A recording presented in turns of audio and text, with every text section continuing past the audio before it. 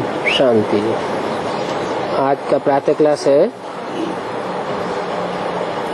11 अगस्त 1968। रूहानी बाप बैठ समझाते हैं।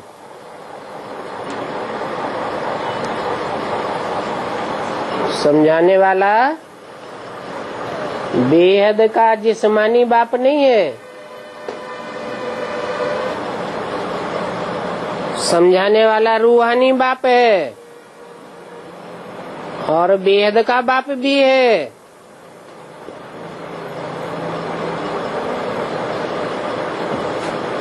और जिस्मानी बाप में बैठ करके समझाते हैं।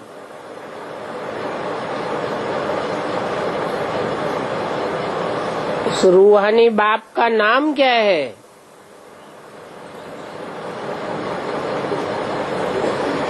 जरूर कहेंगे शिव। उनकी बिंदी का ही नाम शिव है। वो नाम कभी बदलता नहीं है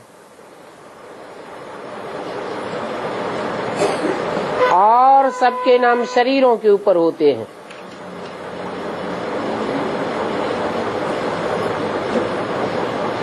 शिव बाप भी जब शरीर बदलते हैं तो नाम भी बदल जाते हैं।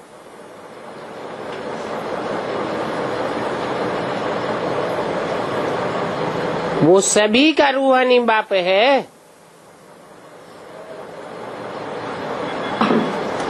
उनको भगवान भी कहा जाता है।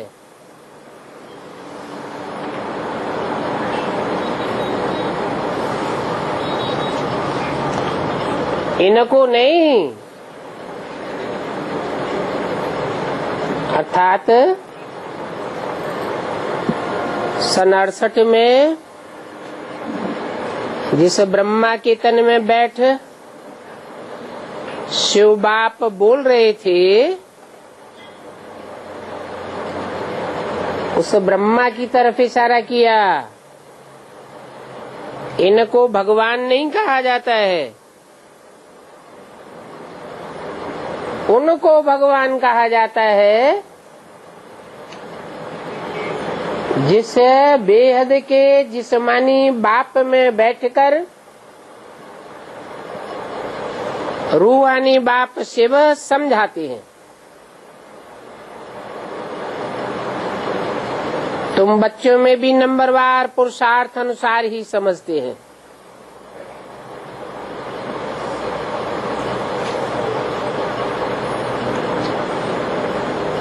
क्योंकि बच्चे नंबरवार आत्माभिमानी है, नंबरवार देह अभिमानी है।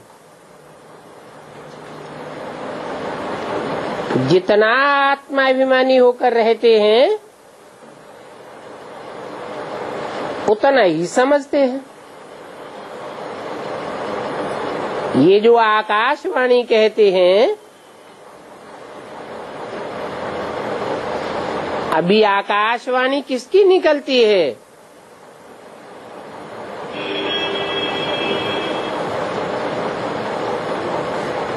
ये मुख में जो पोलार है, वहां से आकाशवाणी निकलती है। पोलार को आकाश कहा जाता है ना।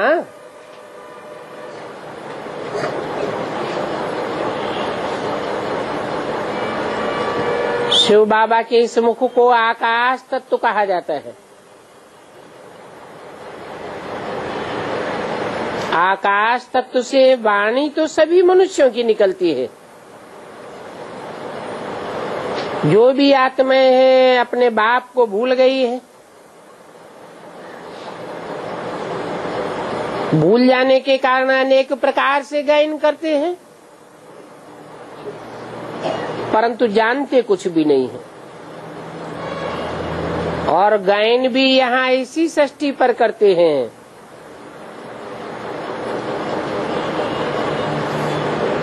गायन करते हैं उनकी भावना के अनुसार सभी कामनाएं भी पूरी होती हैं। और यहाँ इस दुनिया में तो बहुत कामनाएं रहती हैं। बरसात नहीं पड़ती है तो यज्ञ रचते हैं। कामना रहती है जल्दी से बरसात हो जाए।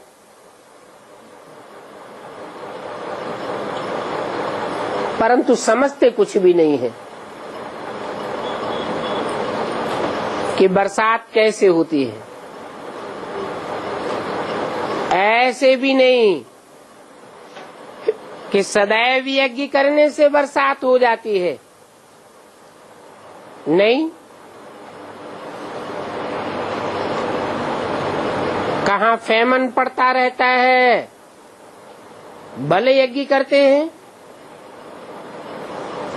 परंतु उस यज्ञ करने से भी कुछ होता नहीं है। ये तो ड्रामा है। आफतें जो भी आनी है वो आती ही रहती है और उन आफतों में कितने ढेर मनुष्य मरते रहते हैं।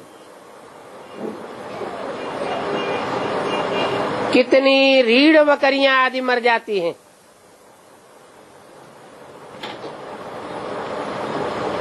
तो देखो मनुष्य कितने दुखी हो पड़ते हैं।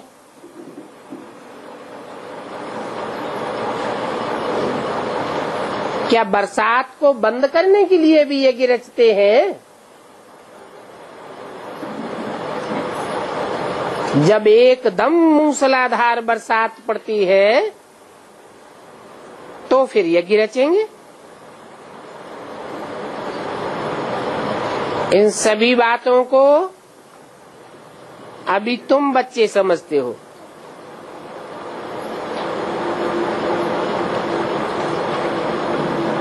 और तो कोई जान नहीं सकते।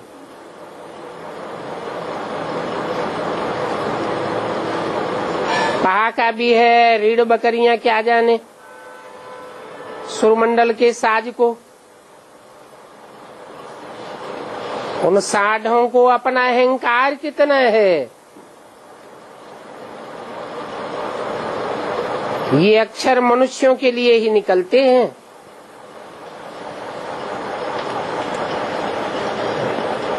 जिनमें सांढे मिसल अहंकार भरा है। बंदरों के मिसल गुरुर गुरुर करते रहते हैं। ये बाप खुद बैठ समझाते हैं, महिमा भी बहुत करते हैं और फिर गालियां भी बहुत देते हैं।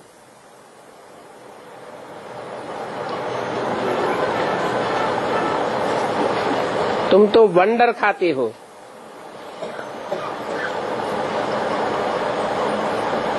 बाबा की ग्लानि कब से शुरू हुई? जब से रावण राज्य शुरू हुआ, विकार में गए, तब से ग्लानि शुरू हुई। ये गीता है मुख्य शास्त्र।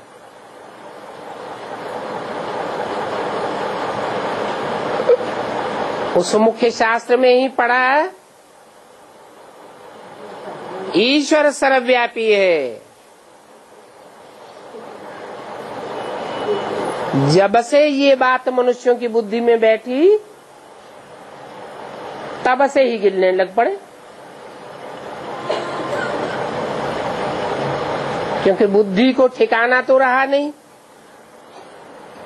सर्वव्यापी है तो बुद्धि कहाँ ठिकाने लगेगी।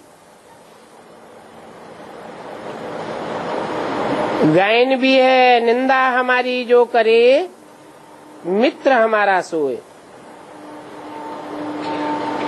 अभी सबसे जास्ती हमारी ग्लानि किसने की है?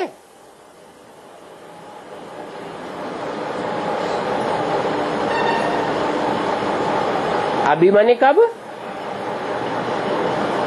है संगम युग में। संगम युग में सबसे जास्ती हमारी ग्लानि किसने की है?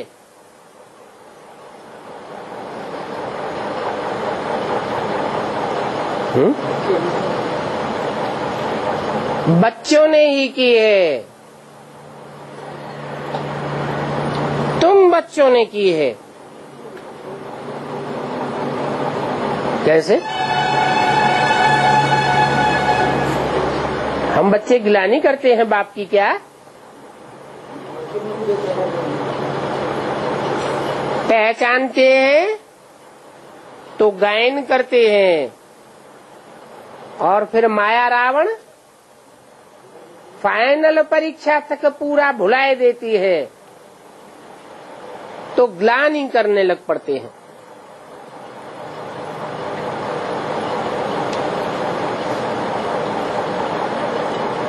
अभी फिर मित्र भी तुम बच्चे ही बने हो। यूं ग्लानि तो सारी दुनिया करती है, परंतु सारी दुनिया इतना बाप को पहचानती भी नहीं है, इतना गायन भी नहीं करती है।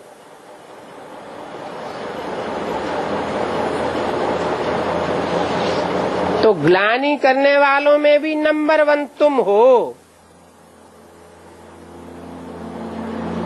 फिर तुम ही मित्र अर्थात बच्चे बनते हो। तो देखो वंडरफुल बात है, जो ग्लानि करते हैं वो ही मित्र बन जाते हैं। सबसे नजदीक वाले मित्र हैं मेरे बच्चे।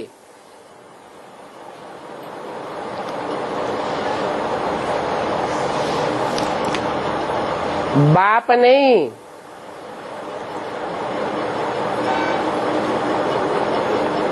मित्र सबसे जास्ती बच्चे हैं। बेहद का बाप कहते हैं, हमारी निंदा तुम बच्चों ने ही की है। कौन से बच्चे? जो हमारे बहुत नजदीक थे।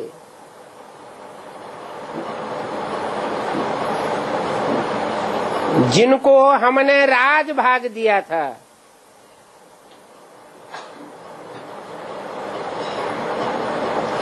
गीता भी तुम पढ़े हो, और गीता पढ़ करके सर्वव्यापी समझ ग्लानि भी तुमने की है। तो तुम ही मित्र ठहरे।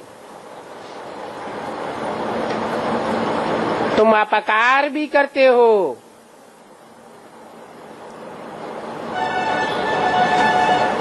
कितनी ग्लानि करते हो। फिर बाप तुम पर उपकार करते हैं।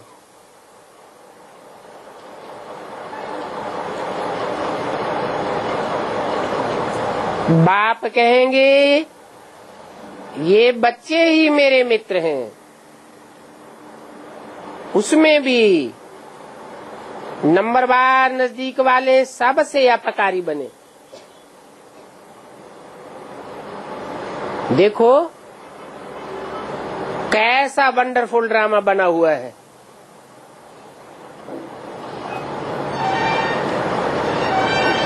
ये है विचार सागर मंथन करने की बातें।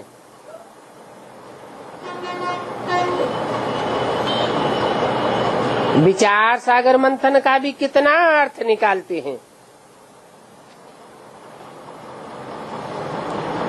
कोई समझ भी नहीं सकता। बाप कहते हैं तुम ही हमको ग्लानि देते हो, गाली देते हो, निंदा करते आए हो, और अभी देखो मैं तुम पर कितना उपकार करता हूँ।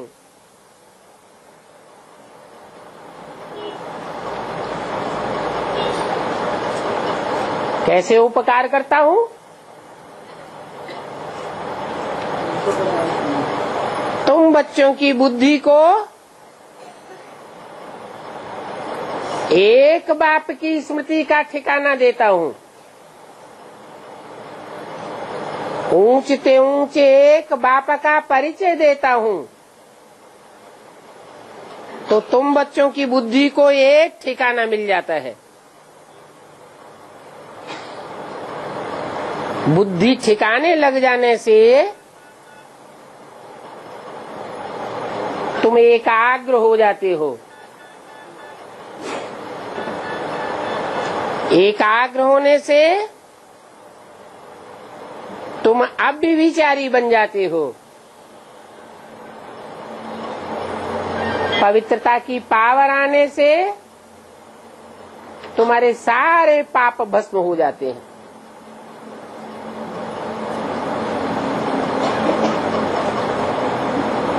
तो देखो मैं तुम पर कितना उपकार करता हूँ, फिर तुम ही मेरे को सर्वव्यापी कहते हो।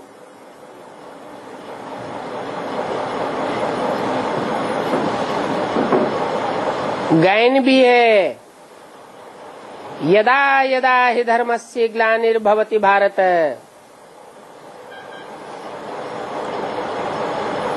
जब जब धर्म की ग्लानि होती है तब तब मैं आता हूँ। ये भारत की ही बात है। ग्लानि भी वो करते हैं और फिर गायन भी वो ही करते हैं। ग्लानि करते करते कितने पतित बन गए, वो ही फिर पावन बनते हैं। तो देखो ये कैसा वंडरफुल खेल है। शिव जयंती अथवा महाशिवरात्रि मनाते हैं, वास्तव में अवतार तो एक ही है, परंतु मूर्ख ऐसे हैं जो इतनी ग्लानि करने से पेट नहीं भरता तो युगो युगे अवतार कह दिए हैं। हर युग में अवतार लेते हैं और फिर ठिक्कर भीतर में ठोक देते हैं। जानवरों में भी मेरे को व्यापी कर देते हैं। बाप डोरापा देते हैं,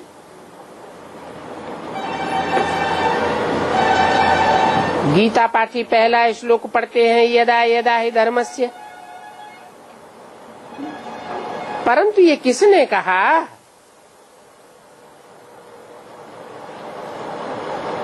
कि जब जब धर्म की ग्लानि होती है तब तब मैं आता हूँ। उसका नाम पता ठिकाना तो बताना चाहिए। कहते हैं सर्वव्यापी है। तो देखो सबसे जास्ती ग्लानि तुम बच्चों ने की है और सबसे अच्छे मित्र भी तुम बच्चे ही हो। प्यारे से प्यारे बाप के बच्चे ही होते हैं। ये भी कहता है मेरे प्यारे बच्चे। कोई से भी बात करेंगे तो बच्चे बच्चे ही कहेंगे। तुम्हारे मुख से कब ऐसे बच्चे बच्चे शब्द नहीं निकलेगा।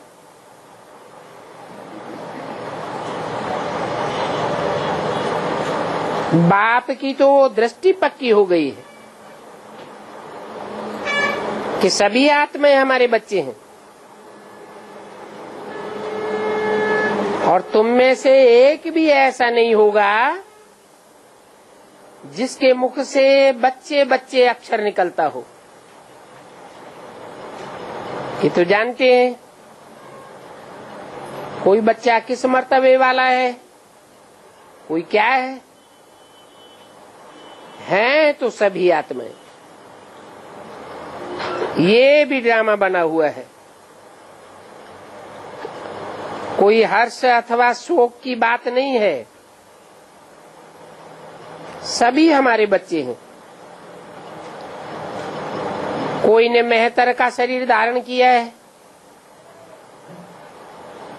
उनको भी बच्चे बच्चे कहने की टेव पड़ गई है, क्योंकि बाबा की नजर में तो सभी आत्माएं ही आत्माएं हैं। फिर उनमें भी कोई बहुत गरीब है, और बाप को तो बहुत गरीब ही अच्छे लगते हैं, क्योंकि उन गरीब बच्चों ने मेरी बहुत ग्लानि की है ड्रामा अनुसार।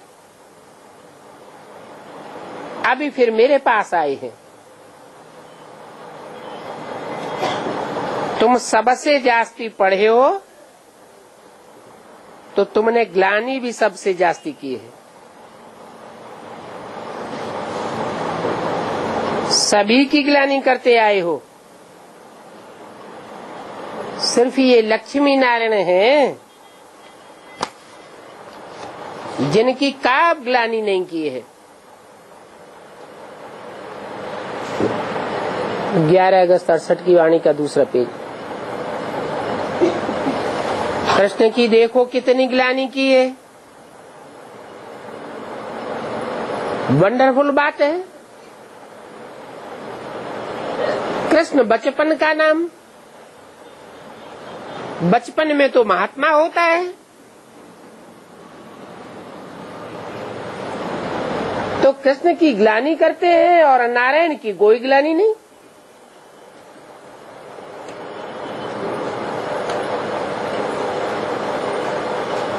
ये ज्ञान कितना अटपटा है।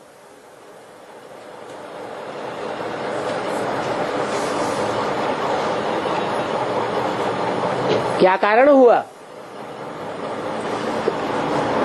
है कि कृष्ण बचपन का नाम, छोटेपन में कृष्ण, बड़ा हो जाता है तो नारायण।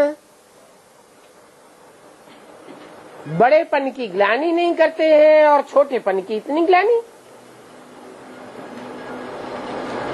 कोई कारण तो हुआ होगा।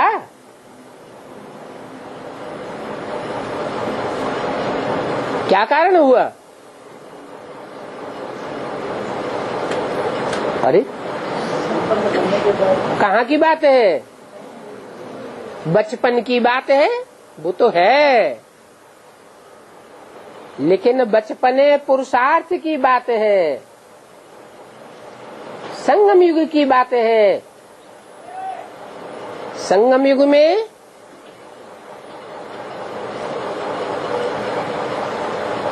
कृष्ण बच्चा है, पढ़ाई पढ़ने वाला है, तो भूलें करने वाला है। पढ़ाई पूरी होती है, परिपक्व स्टेज आती है पुरुषार्थ की,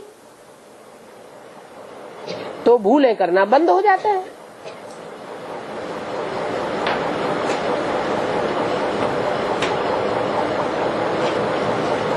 ऐसी ऐसी गुह्य बातें जो भेड़ बकरियां हैं वो थोड़े ही समझेंगी।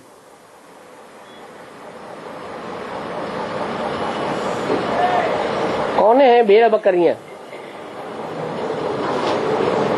है बेसिक ज्ञान में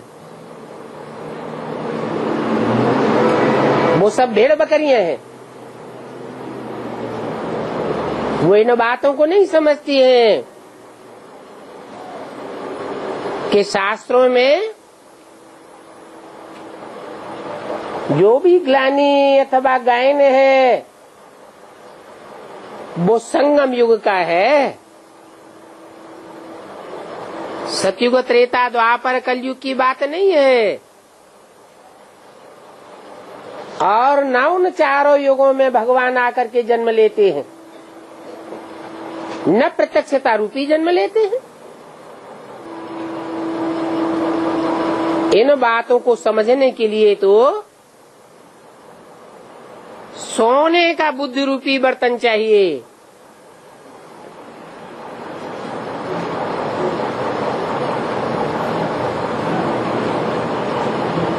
वो तो याद की यात्रा से ही सतो प्रधान बन सकता है। याद की यात्रा है नहीं। जिसको याद करना है उसको पहचानते ही नहीं।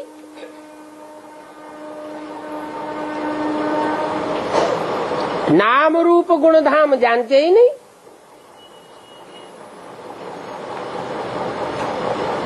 समझते हैं बाप निराकार है, बिंदी है, बिंदी के 32 गुण दिखाई दिए। अब गुण और अवगुण साकार के होते हैं या निराकार के होते हैं?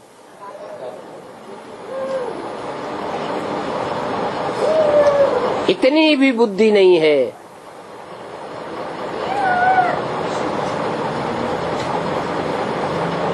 कि शिवलिंग में जो बिंदु दिखाया है वो शिव ज्योति बिंदु की यादगार है, और लिंग उस शरीरधारी की यादगार है। बेहद के मनुष्य सृष्टि के बाप की यादगार है, जो अपने पुरुषार्थ की अंतिम स्टेज में निराकारी स्टेज धारण कर लेता है। इंद्रियां होते हुए भी जैसे कि है ही नहीं। आंखें हैं परंतु आंखों से जैसे देखते हुए भी नहीं देखना। कान है परंतु कानों से जैसे ग्लानि को सुनते हुए भी नहीं सुनना।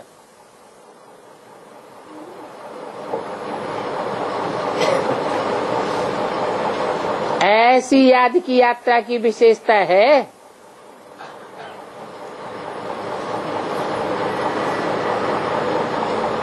कोई कोई तो ऐसे हैं जो यहाँ बाप के सामने बैठे भी पुरुषार्थ याद का थोड़ा ही करते हैं।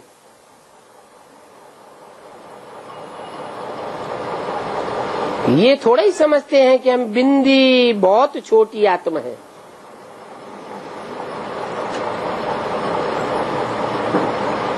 याद तो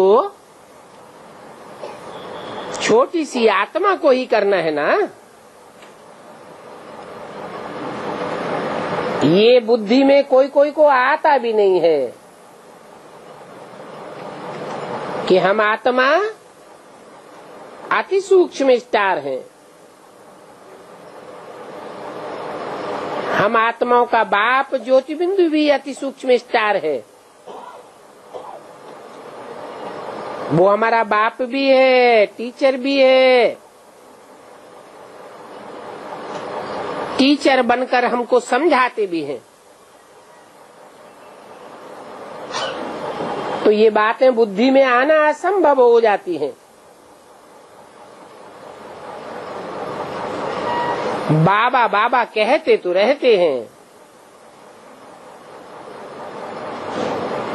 ये भी गायन है, दुख में सुमिरन सब करें। भगवानुवाच भी है, दुख में सभी याद करते हैं, सुख में कोई याद नहीं करता।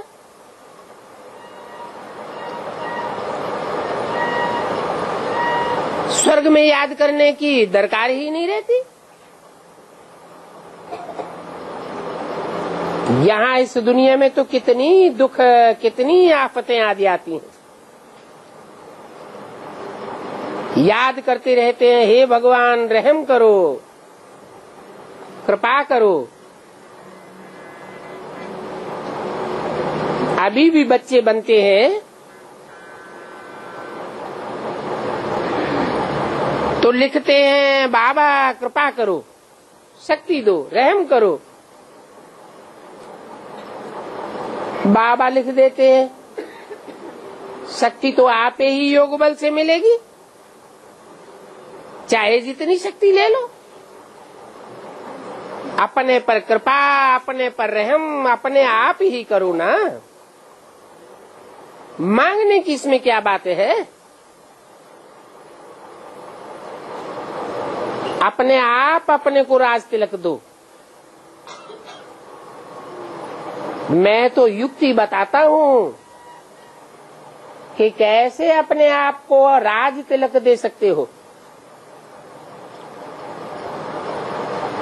टीचर तो पढ़ने की युक्ति बताते हैं ना। स्टूडेंट का काम है पढ़ना और डायरेक्शन पर चलना। टीचर को कोई गुरु थोड़ा ही कहा जाता है जो कृपा अथवा आशीर्वाद करे। बाप कहते हैं ये तो पुरुषार्थ है, इस पुरुषार्थ में जो जितना रेस करना चाहे उतनी करे। जो अच्छे बच्चे होंगे वो पुरुषार्थ में दौड़ेंगे और जो बुद्धू होंगे वो दुनियावी बातों में लटक पड़ेंगे। ऐसे तो हर बच्चा स्वतंत्र है।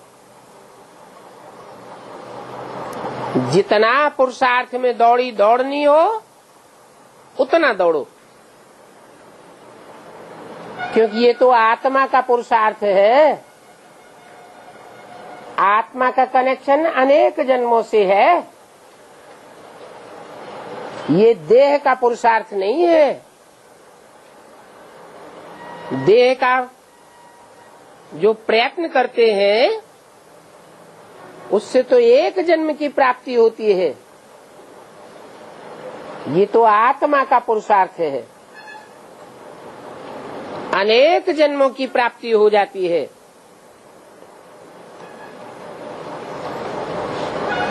याद की यात्रा की दौड़ है।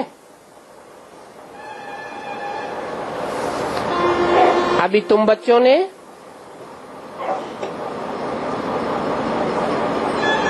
दौड़ी पहनते पहनते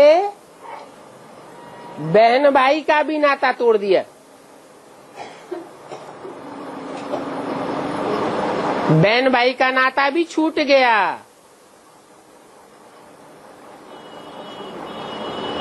कौन सा नाता बन गया? अगर पति पत्नी भी है तो आपस में बहन भाई भी नहीं है, ब्रह्मा कुमार कुमारी भी नहीं है। क्या है? भाई भाई है। भाई भाई तो स्वतंत्र होते हैं। भाई भाई समझो, परंतु फिर भी क्रिमिनलाई छूटती नहीं है। वो क्रिमिनलाई अपना काम करती रहती है। इस समय इस कलियुगी दुनिया में सभी मनुष्यों के अंग क्रिमिनल हैं।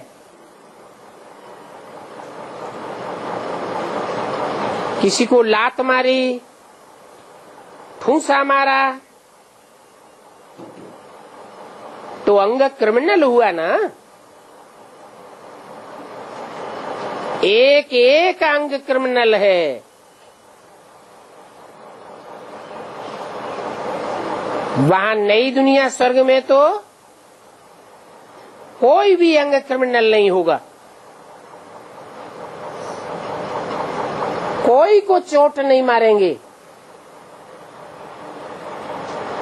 यहाँ तो हर एक अंग से क्रिमिनल काम करते रहते हैं। अब बताओ सबसे जास्ती क्रिमिनल अंग कौन सा है? कहेंगे आंख। विकार की आस पूरी नहीं हुई तो फिर हाथ चलाने लग पड़ते हैं। परंतु कहेंगे पहले पहले है आंख। तब सूरदास की कहानी भी है, वो एक कहानी लिख दी है, समझ कुछ भी नहीं है। अब कोई सोचे सर्प को पकड़ करके कैसे चढ़ेगा,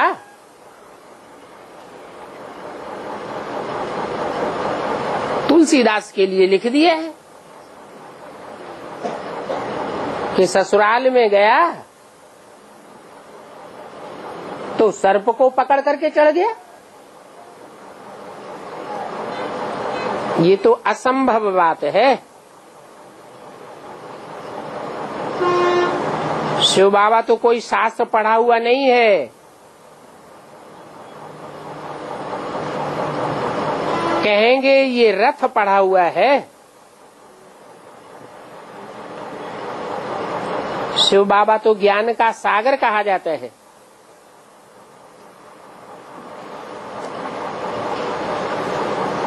कहेंगे ज्ञानी तो सन्यासी है। ये फिर उनको ज्ञान सागर क्यों कहते हैं? ये बात तुम समझते हो। क्या समझते हो कि शिव बाबा कोई थोड़े ही पुस्तक उठाता है। फिर ये कागज की पुस्तक कौन उठाता है?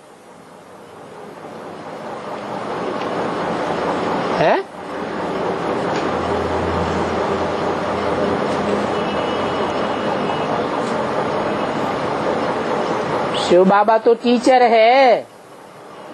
टीचर का काम है समझानी देना। स्टूडेंट का काम है पुस्तक पढ़ना और समझानी लेना। बाकी शिव बाबा को पुस्तक पकड़ने की दरकार नहीं है। यहाँ पढ़ने वाला है कौन? कृष्ण बच्चा।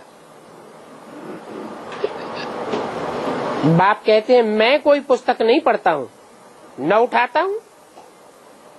मैं तो स्वयं ही नॉलेजफुल हूँ और मैं सारी मनुष्य सृष्टि का बीज रूप हूँ। ये सृष्टि रूपी झाड़ है ना, उनका रचयिता है बाप बीज। सृष्टि साकार है तो साकार सृष्टि का रचयिता बीज भी साकार है, परंतु उस साकार बीज में निराकार बीज ज्योति बिंदु आत्मा प्रवेश है। तो बाप समझाते हैं मैं बीज रूप हूँ। मेरा स्थान मूल वतन में है।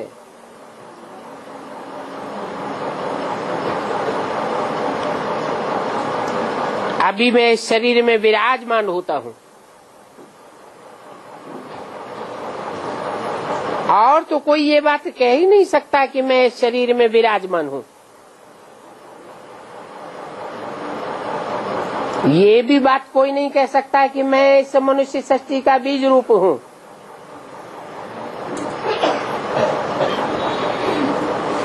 न कोई कह सकता है कि मैं परमपिता परमात्मा हूँ। कोई भी नहीं कह सकेंगे। सेंसिबल कोई अच्छा बच्चा हो, उनको कोई कहे ईश्वर सर्वव्यापी है तो झट पूछेगा तुम भी ईश्वर हो क्या?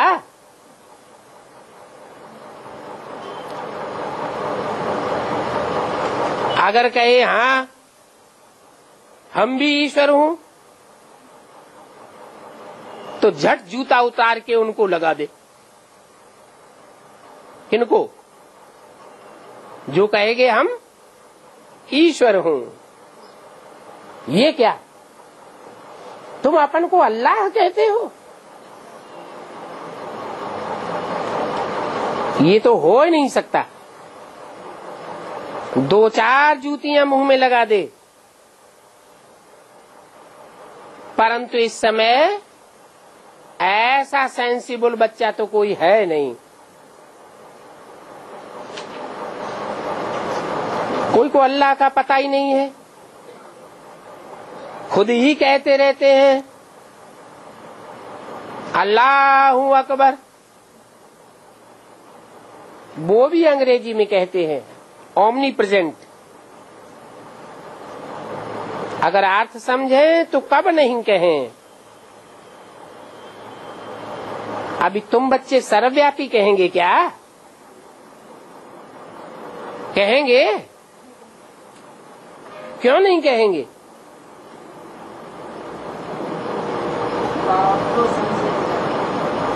इसलिए नहीं कहेंगे कि तुम्हारी बुद्धि को एक ठिकाना मिल गया है। तुम एक व्यापी पक्का समझते हो।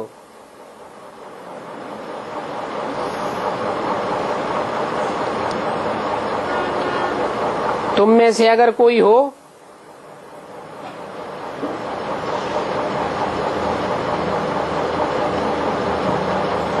कि कहे हम सर्वव्यापी हैं, कह करके देखे क्या हम ईश्वर के रूप हैं? ये कहना तो बड़ी भारी ग्लानि है, अथाह गालियां देने वाली बात है। पत्थर में, भीतर में, मिट्टी में मिलाए देते हैं। बच्चे अभी जानते हैं शिव बाबा की जयंती सो नए विश्व की जयंती। क्या कब जयंती होती है? शिव बाबा की पहली असली जयंती कब मनाई जाए? जब नई दुनिया की स्थापना हो, उसमें पवित्रता, सुख, शांति सभी कुछ आ जाता है।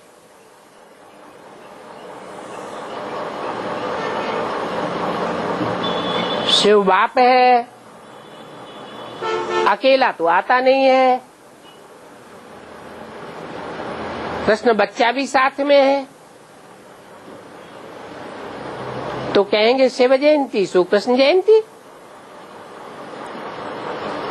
भक्ति मार्ग में शिव जयंती भी रात को मनाते हैं और कृष्ण जयंती भी रात को ही मनाते हैं।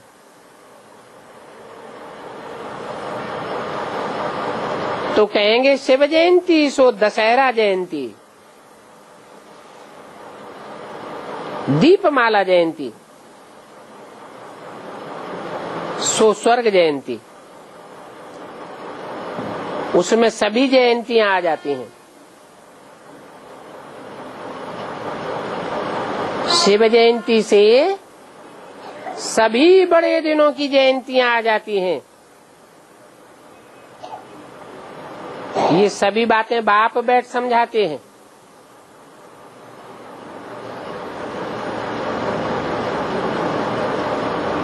दस विकारों का हरण किया,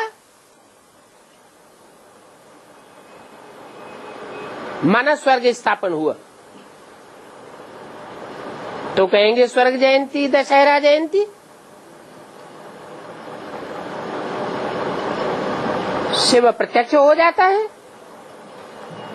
और शिव अपने आप तो अपने को नहीं प्रत्यक्ष करता, बच्चों के द्वारा ही बाप प्रत्यक्ष होते हैं। तो कहेंगे कृष्ण जयंती। तुम कितना अच्छी रीति समझते हो, परंतु वो तो जैसे कि मुर्दे हैं। तुम कितना जगाते हो फिर भी जगते ही नहीं। कितनी घोर अज्ञान नींद में सोए पड़े हैं। भक्ति को कहा जाता है अज्ञान। अज्ञान में सीढ़ी नीचे ही उतरते जाते हैं। ज्ञान से होती है सदगति, भक्ति से होती है दुर्गति। बाप कहते हैं मैं आकर के सर्व की सदगति करता हूं।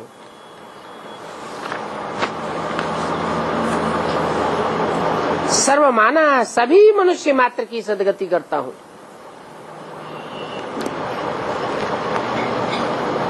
ग्यारह 68 की वाणी का तीसरा पेज।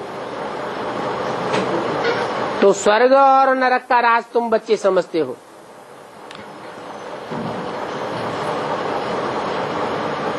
और ये राज बाप तुम बच्चों को संगम पर ही बैठ करके समझाते हैं। ये अखबारें हैं, ये तो तुम्हारी ग्लानि करते हैं, तो तुमको लिख देना चाहिए कि निंदा हमारी जो करे मित्र हमारा सोए। अखबार वाले भी हमारे मित्र हैं।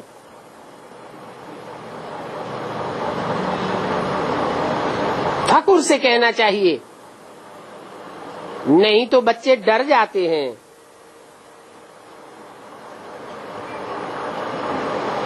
ये तो साफ लिख देना चाहिए, निंदा हमारी जो करे मित्र हमारा सोए। तुम अखबार वालों की हम सदगति जरूर करेंगे। अभी तुम जितना चाहे उतना गालियां दो, उतनी ग्लानि कर लो। हमारे बाप ईश्वर की भी ग्लानि करते हो। ईश्वर को भी तुम नहीं छोड़ते हो, तो हमको कैसे छोड़ोगे? हमारी ग्लानि किया तो क्या हुआ? हम तुम्हारी सदगति जरूर करेंगे। अगर नहीं चाहेंगे तो भी हम नाक पकड़ करके तुमको सदगति में ले जाएंगे। ऐसा कहने में डरने की तो कोई बात ही नहीं। जो कुछ करते हैं कल पहले भी किया है। बाप आकर के सर्व की सदगति करेंगे। बोलो, तुमने हमारे बाप को बहुत बहुत गाली दी है, तो भी बाप सभी की सदगति जरूर करेंगे। हम प्रजापिता ब्रह्मा कुमार कुमारियां तुम जैसों की भी सदगति जरूर करेंगे। अच्छी तरह से फटकार लगाना चाहिए। अबलाओं पर अत्याचार तो कल्प पहले भी हुआ था। अखबार वाले ग्लानि करते हैं तो अबलाएं बंधन में आ जाती हैं। तो उनको याद दिलाना चाहिए कि द्रौपदी जैसी अबलाओं पर पहले भी अत्याचार हुए थे। बच्चे ये बातें बताना भूल जाते हैं। बाप कहते हैं, बेहद के बच्चे तुम सभी हमारी ग्लानि करते हो,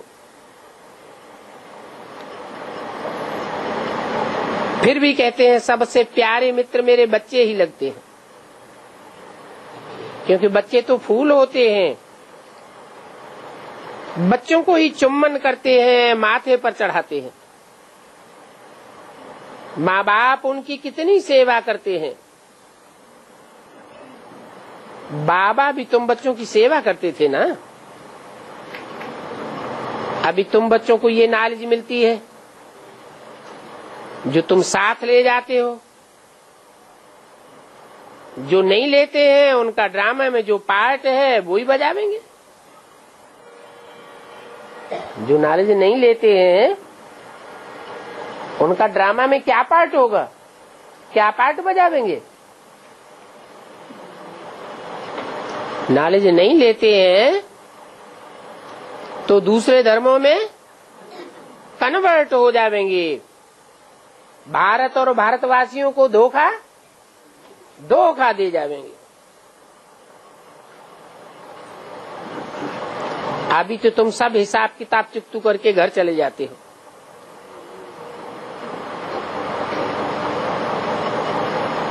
जो कन्वर्ट होने वाले हैं वो स्वर्ग तो देख नहीं सकते इन आंखों से। सभी कोई स्वर्ग थोड़े ही देखेंगे, ये भी ड्रामा बना हुआ है। बाकी शांति जिसके लिए पुरुषार्थ करते हैं वो तो सभी को मिलेगी। पाप खूब करते रहते हैं, फिर ऐसे पाप करने वाले देरी से भी आवेंगे।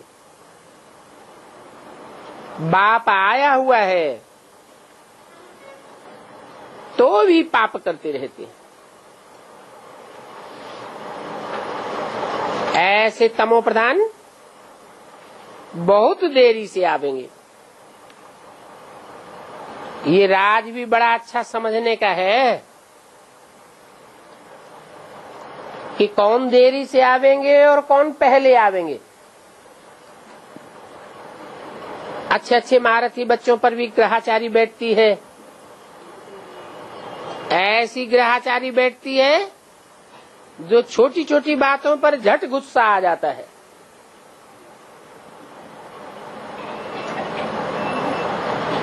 फिर चिट्ठी भी नहीं लिखते हैं। बाबा भी कहते हैं इनकी मुरली बंद कर दो।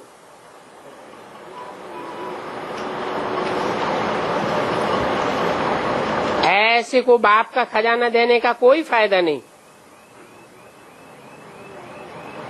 फिर उनमें से कोई की आंख खुलती है तो कहेंगे बाबा हमसे भूल हो गई। कोई तो फिर ऐसे हैं जो परवाह भी नहीं करते। अब इतनी गफलत थोड़ी ही करनी चाहिए। ऐसे बहुत ढेर के ढेर हैं, बाप को बिल्कुल याद ही नहीं करते, कोई को भी आप समान भी नहीं बनाते। नहीं तो चिट्ठी लिखने में देरी थोड़ी लगती है। 2 अक्षर ही पोस्ट कार्ड में लिख दो, बाबा हम ओके हैं, हम आपको बहुत याद करते हैं, बस। फिर कोई कहते हैं हमको पोस्ट कार्ड आदि लिखने की फुर्सत नहीं है। अभी बताओ ये 2 अक्षर लिखने में भी क्या देरी लगेगी। कहते हैं हमको खाने की भी फुर्सत नहीं है। नहीं तो बाबा को तो लिखना चाहिए, बाबा हम हरदम आपको याद करते हैं। नहीं तो बाबा कोई अंतर्यामी नहीं है।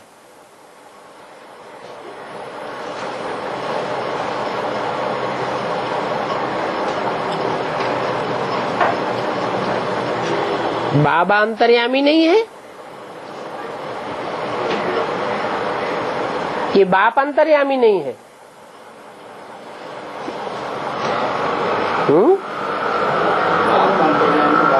बाबा अर्थात साकार, साकार अंतर्यामी नहीं है।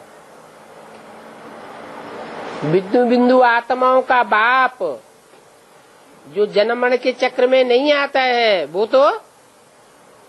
तो अंतर्यामी है ही है। परंतु साकार को पता कैसे लगे।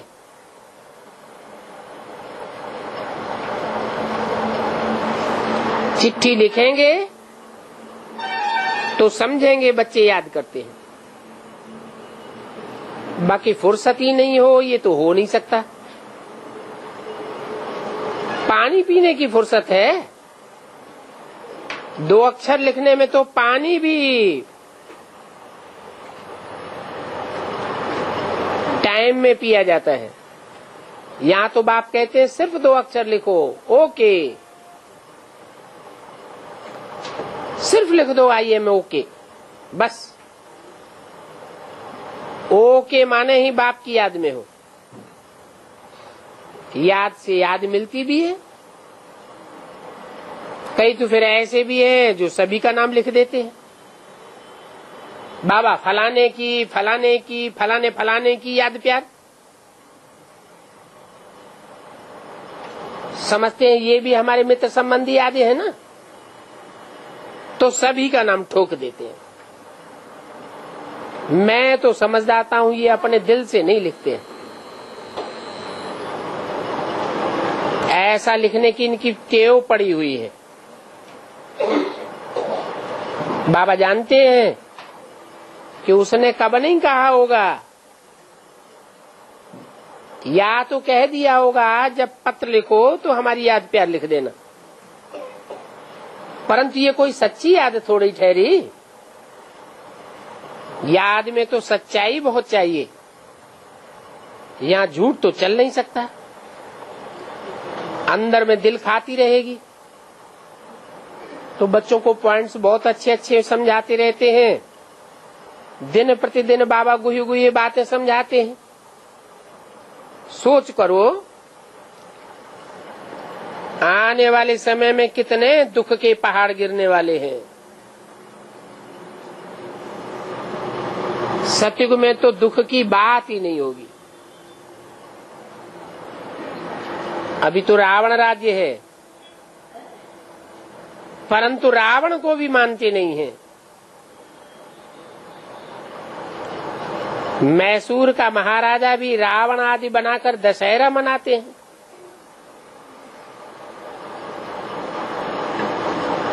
उस शहर का नाम ही रख दिया है मैसूर।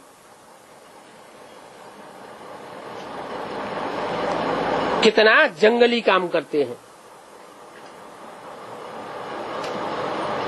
यादगार कहाँ की है?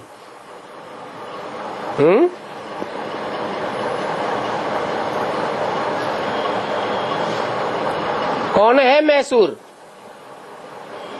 सूर माना सूर्य, मैं माने मैं। जो ज्ञान सूर्य का पार्ट है वो जरूर अंधकार को नाश करेगा। अंधेरा फैलाने वाला है ही रावण। 5 विकारों रूपी रावण है। फिर कहते हैं राम की सीता चोरी हुई। ये तो राम की बहुत ग्लानि कर दी है। राम को भगवान कहते हैं, फिर वो तो सर्वशक्तिमान ठहरा। फिर उनकी सीता कैसे चोरी हो सकती है? बाप कहते हैं ये भी अंधश्रद्धा है। ये सब बंदर मिसल हैं। जानवरों में बंदर सभी से गंदे होते हैं। पैदाइश तो विकार से ही होती है, विविचार से ही होती है, परंतु सतयुग में ये 5 विकार नहीं होते हैं। अगर वहां भी ये 5 विकार हों तो उसे विशियस वर्ल्ड कहना पड़े। ये तो समझ की बात है, इसमें डरने की कोई बात नहीं है। समझाना चाहिए आदि सनातन देवी देवता धर्म किसने स्थापन किया। कोई को याद भी नहीं है। तुम याद दिला सकते हो? सबसे बड़ा झूठ है सर्वव्यापी का।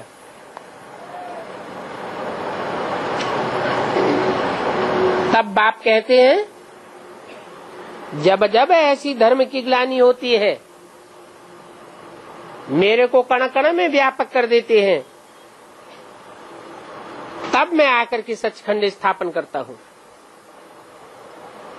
सच्चा धर्म आकर के स्थापन करता हूँ। सचखंड सतयुग को और झूठ खंड कलयुग को कहा जाता है। तो देखो ईश्वर सर्वव्यापी है, यह है फर्स्ट क्लास झूठ। फिर कृष्ण की ग्लानि कर दी है, ये है सेकंड। ये बातें भी लिखो, इसलिए कहा जाता है झूठ खंड और सच खंड। अच्छा, बच्चों को गुड मॉर्निंग।